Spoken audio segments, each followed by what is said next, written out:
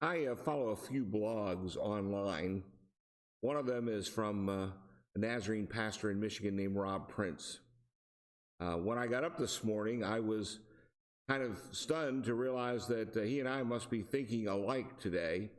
His blog is entitled, "What if the Coronavirus Curse is Transformed into a Blessing?" And in it, he posits a number of questions that we ought to be answering during this time of pandemic isolation and lockdown. One of them was extremely apropos to this series that I'm preaching. He asked, what if people took this time to evaluate the direction of their lives?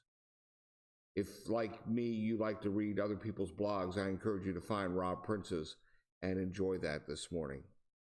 Last week, we started a series entitled The Path, in which we said there was this principle that was kind of unbreakable, and if you tried to do so, you would probably get broken yourself by it.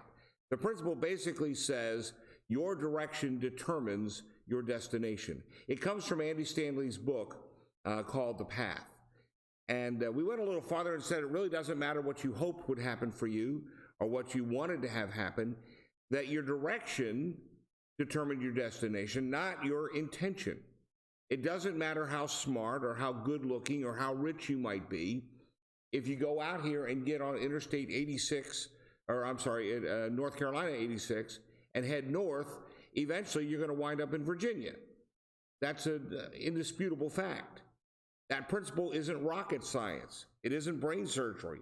We all know that that is true when it comes for geography, but for some reason, when it comes to the other areas of our life, areas like finances, relationships, eating habits, exercise, morality, skills development, all of the things that we think we really want to do, we often walk in one direction and hope that we're going to wind up somewhere else. The definition of insanity has often been said to be doing the same thing over and over again the same way and expecting a different result.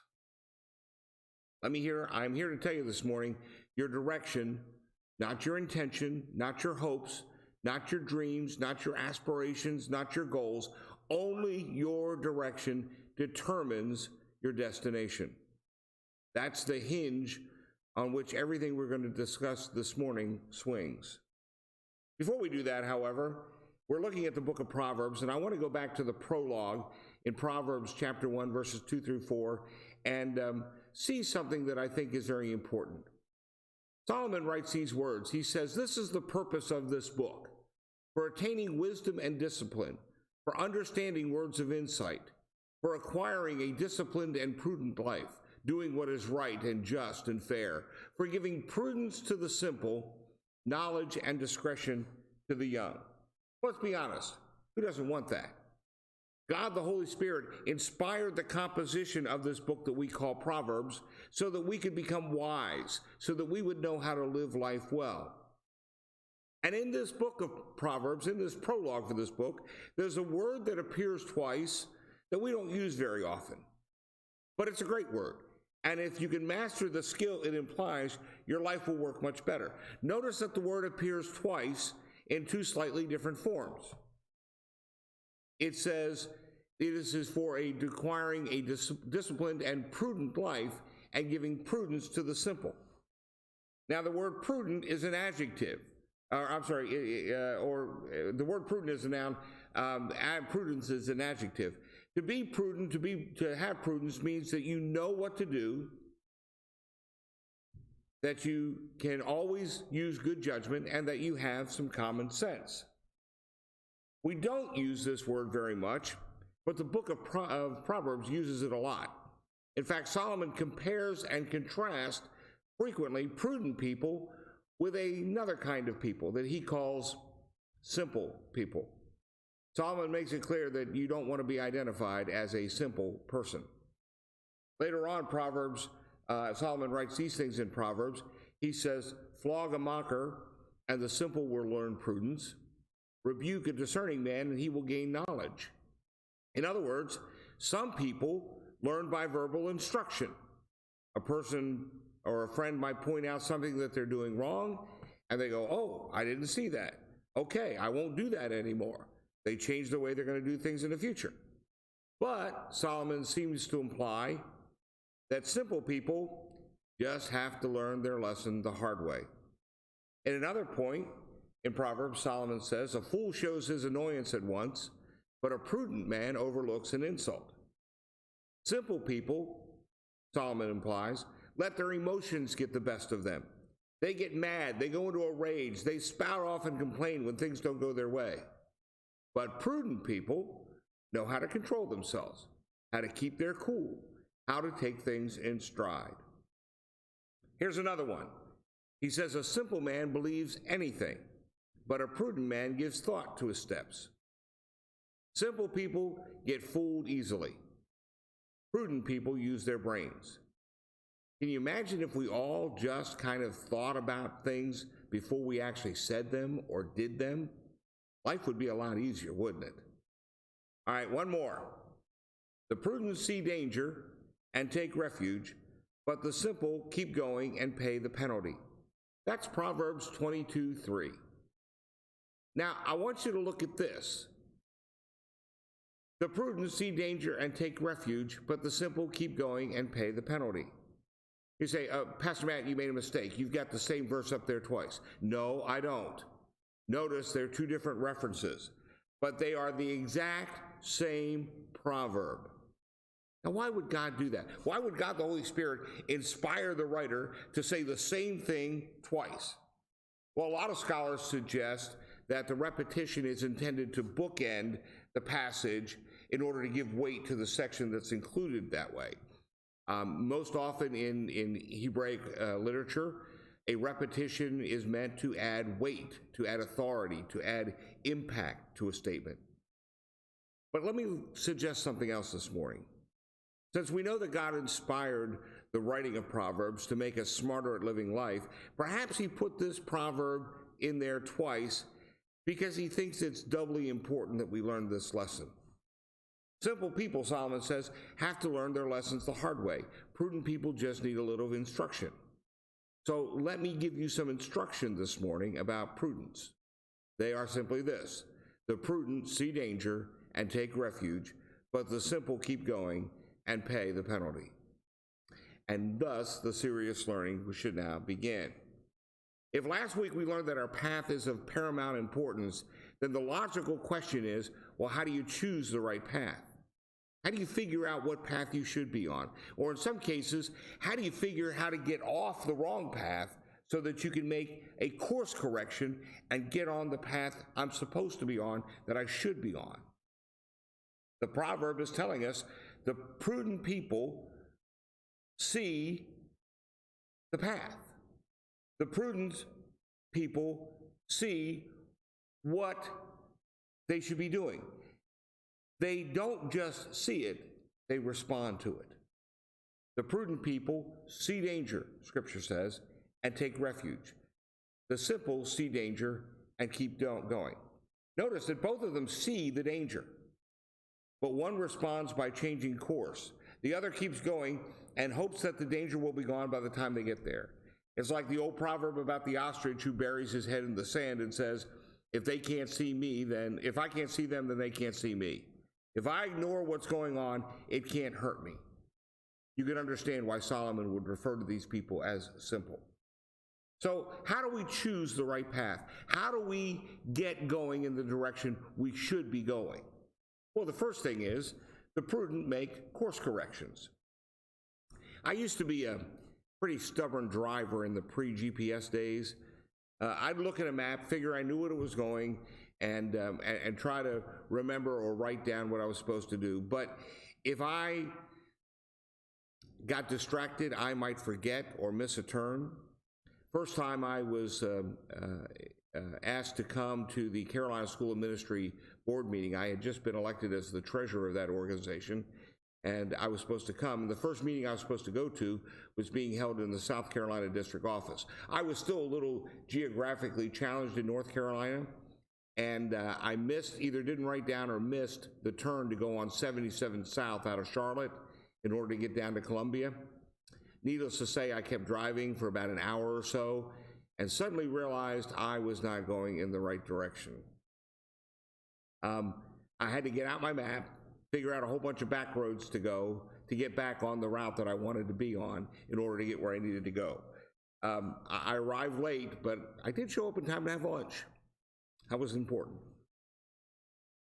When we are doing that, when we are trying to drive without maps or road or GPSs or anything else, I could have kept on going. I could have said to myself, you know what, I'll just keep going in this direction and eventually I will get to South Carolina.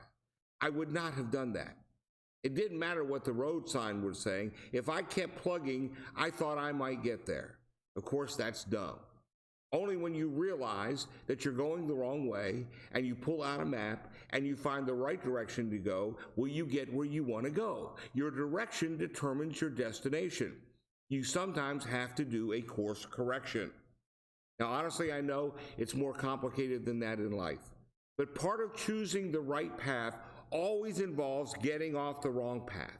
You have to be honest with yourself and say, this behavior, this habit, this relationship, this whatever it is that you're doing, you name it, is leading me somewhere that I really don't want to go. It's going to hurt me. It's going to damage me.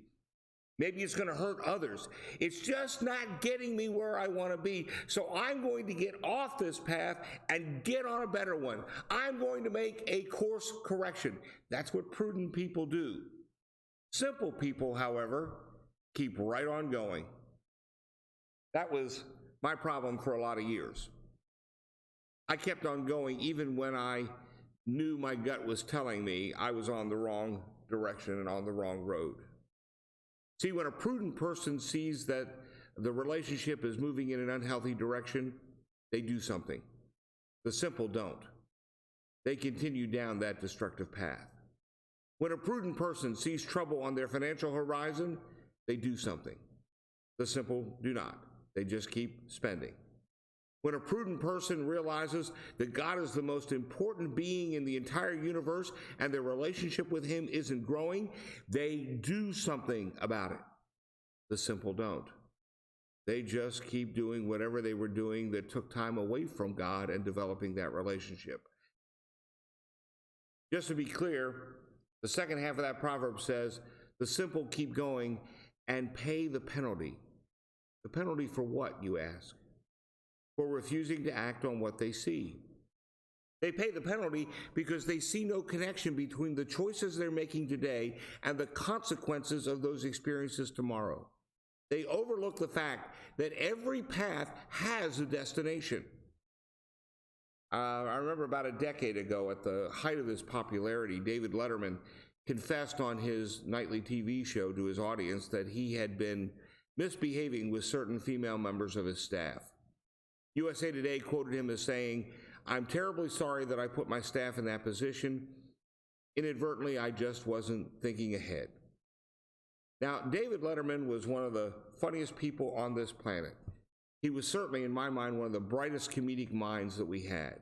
We would call him witty, we would call him smart, we would call him intelligent, enlightened even. But we would never call him prudent. He said in that television speech, "My wife has been horribly hurt by my behavior, and when something happens like that, well, you need to try to fix it. Let me tell you, folks, I have my work cut out for me." Here's the sad part about not making course corrections. Not only does the simple person himself pay a penalty or herself pay a penalty, but a lot of other people around them pay the penalty too. In Letterman's case, it was not just his wife and his children. It was all the co-workers, all the members of that production staff, all the people associated with that TV show, including advertisers and those who sold advertising. Just a lot of people who were all affected by his lack of prudence. Here's how the scenario usually involves or usually evolves when somebody who is simple is told about a problem. "Oh, you know, that's probably going to be a problem. I really ought to." "Well, are you going to do something about it?" "No, I'm probably just going to keep doing." "But don't you see?" "Well, yeah, I see. Shouldn't you do something about it?" "Yeah, I guess I should. You're right, I should." "Well, what are you going to do?" Nothing. I'm just going to keep going." But don't you see? Yeah, I know. I should probably stop it, but I'm not arguing with you. I'm just, well, what are you going to do? Well, I'm just going to keep doing it. See, the simple person thinks, I'm going to keep driving that car fast down the road, even though the sign tells me that there's a wall coming up. But when I get there, I just don't think I'm going to hit that wall. Excuse me? Yeah, I'm going to keep going. And when I get there, it's just going to work out. Something magical will happen, or I'll think of something at the last minute. Really? Yeah. You know, you and I would hate to be called simple, as Solomon describes it. We all would like to think, you know, if we know there's a wall at the end of this road, we're not going to go plowing dead first into it. The truth is, however, whether you're 30 or 50 or 15, if you see a problem in the future because of your path, you need to get off that path. If you don't, you are, in fact, simple. Just think about this. Suppose a parent notices that their son or daughter tends to talk back and lose their temper. As they grow a little older, they do the same things to their teachers or to their coaches. The simple parent says, well, when they grow up, maybe they'll get over that problem. Now, a prudent grandparent might say to them, well, I'm worried about that behavior. And mom and dad could concur with that sentiment, but they decide that figuring out how to positively and encouragingly teach their child how to take direction, how to respect authority, how to submit, it's just too painful and it's too difficult, so they don't do anything. They hope that by luck or some kind of unanticipated circumstances, that little hothead is going to grow out of his or her temper and fissy fits. But as time goes on, the child grows up, goes from job to job, from relationship to relationship. They can't control or won't control their temper, and so they either keep getting fired or divorced or arrested or jailed. A 30-something says, well, you know what, I'm gaining a little weight, but hey, that's what happens in your 30s, isn't it? Your metabolism slows down, but your appetite doesn't. Somebody says to him, a prudent friend says, you know, when you're 50, that could be a problem. Yeah, the 30-year-old says, I know that. And when they're 50, the weight becomes a problem. At 55, after their first coronary, they decide to figure out how to exercise and eat right, but by then, most of the damage has already been done. A newlywed couple thinks, we need to get on a budget. We need to figure out where our money's going so we can give to God and have some left over to help others. Plus, when we retire, we need to make sure that we have some left over to help ourselves too. But then the bling catches their eyes. The new car, the latest technology. And besides, budgeting and living on a budget is so mundane. So they keep driving toward the wall, hoping that something miraculous will happen before they hit it. The prudent make course corrections that the simple refuse to make. The prudent abandons wrong paths and chooses to walk in right paths. So how do you choose the right path? You ready for me to tell you? Here's the key. Prudent people know that it's not what they see that makes a difference. It's what they don't see. So they do things, they make corrections, because the focus they have is not on what's in front of them, it's what lies way ahead of them. The prudent people see the big picture. They don't get distracted by the immediate. They concentrate on the ultimate future destination at which they desire to arrive. They understand the difference, and they consider the course they need to take to get there.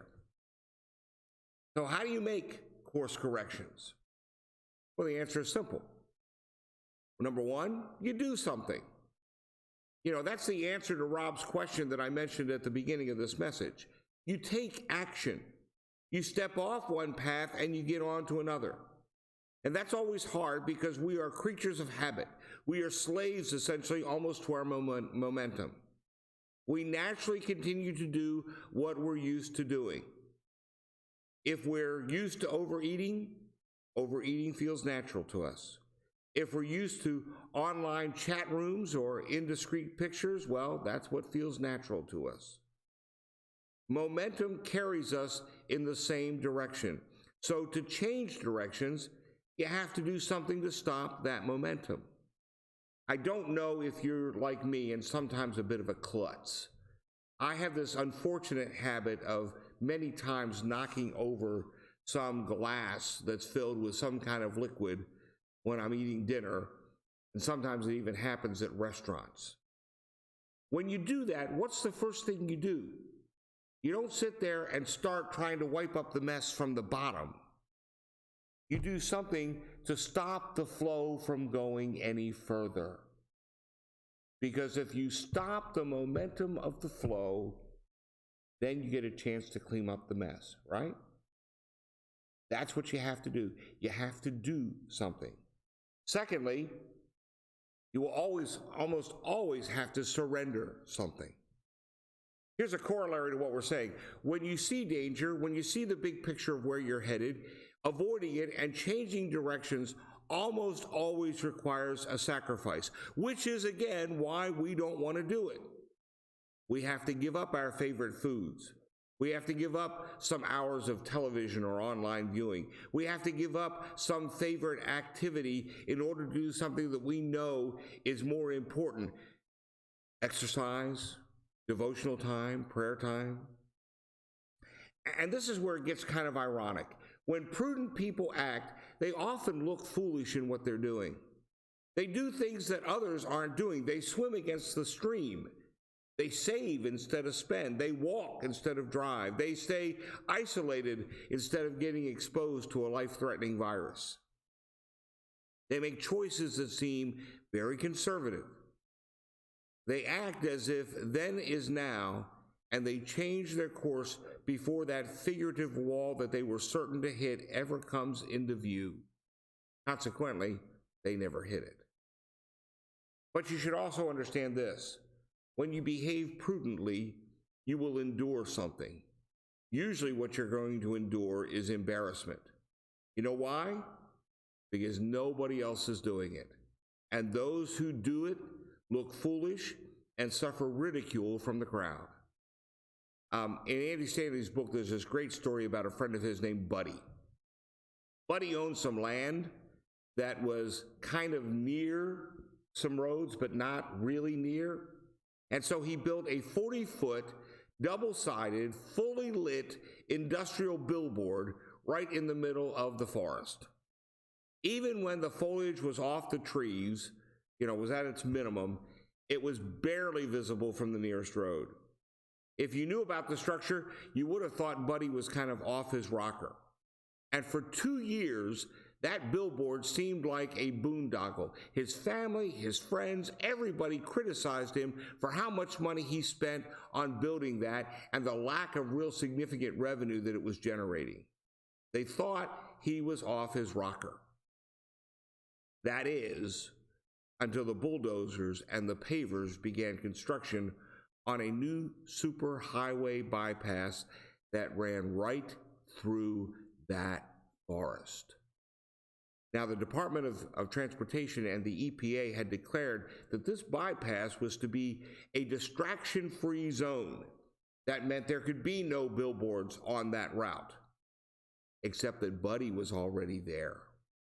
Yep, he got grandfathered into the site plan and now owns the only billboard on the most highly traveled section of bypass in Atlanta, Georgia. When he built it, his critics thought he should be embarrassed. Now, it generates more revenue than you and I can even begin to imagine. Which leads to point number 4. Someday, you're going to be able to relax and breathe a sigh of relief. Can you imagine how Buddy feels today? Nobody says he's off his rocker. Nobody thinks he's crazy. Nobody calls that billboard a boondoggle anymore. He's breathing, he's relaxing, and he's taking breaths of relief. You know what's kind of funny about this whole concept? We've known this concept all of our lives. All of us as little kids were told a story by our parents or by our teachers, or we read it in a little book. It's a story we all know really well. It's the story of the three little pigs.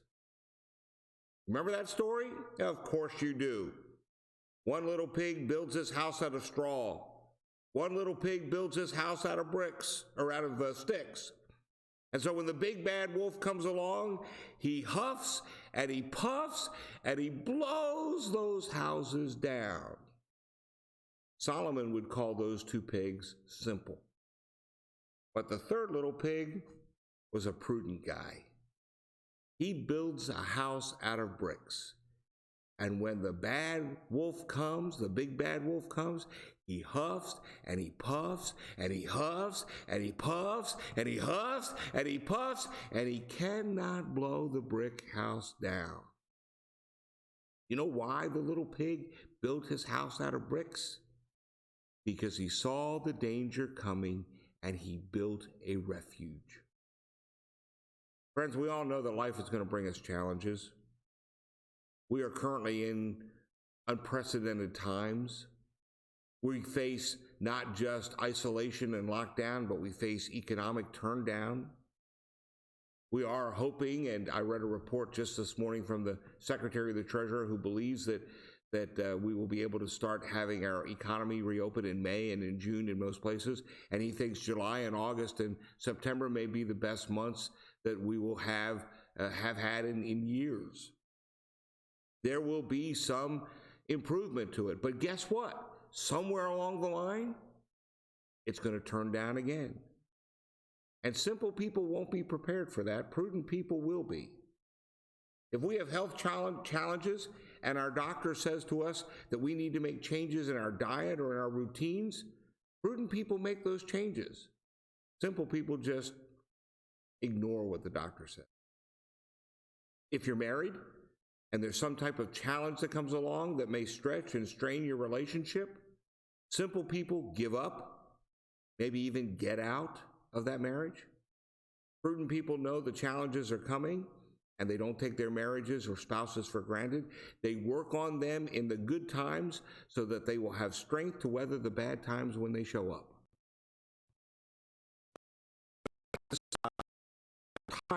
Of constantly hitting that wall. We need to start taking action as far in advance of the crisis coming or the disaster befalling us, as far in advance of hitting that wall as we possibly can. We may not be able to monitor every aspect of our life, but may I suggest the top 4 that we need to monitor?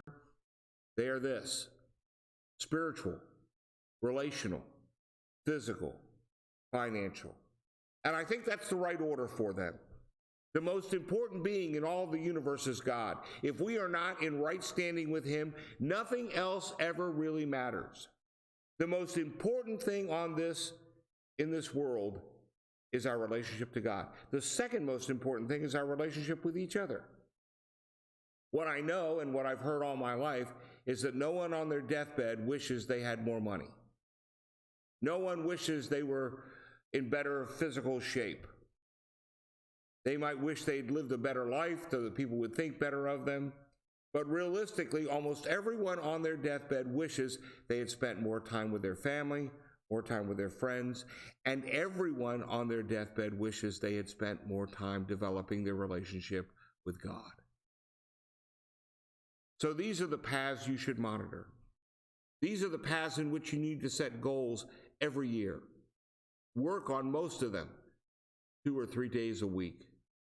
Imagine, friends, if all of us who can hear my voice this morning, who love God with all of our heart, soul, mind, and strength, like the Bible told us to, would do that in new ways and in more concentrated and focused and intentional ways.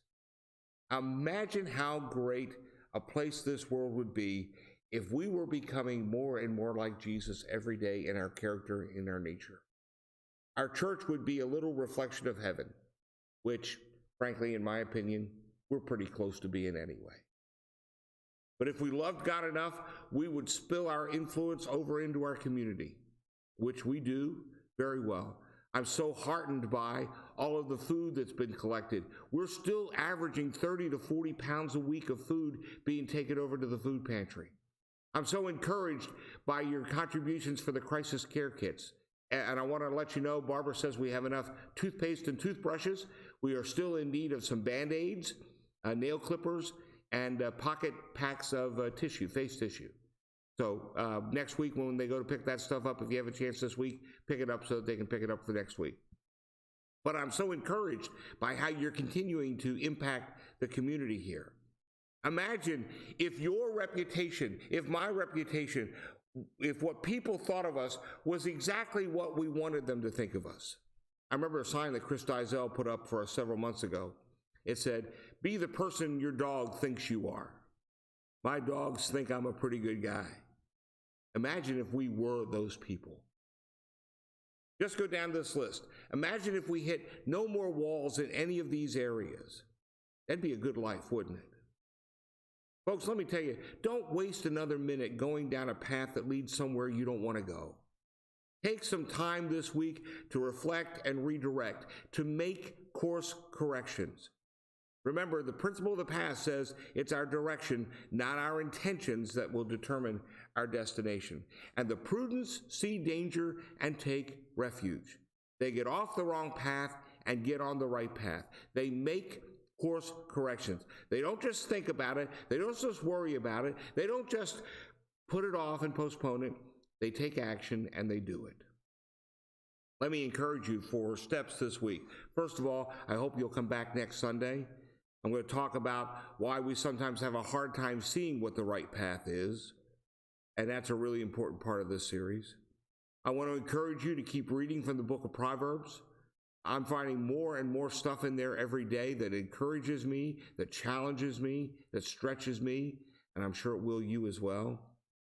And then let me suggest that you look at those 4 areas again this week and make some kind of course correction in your life.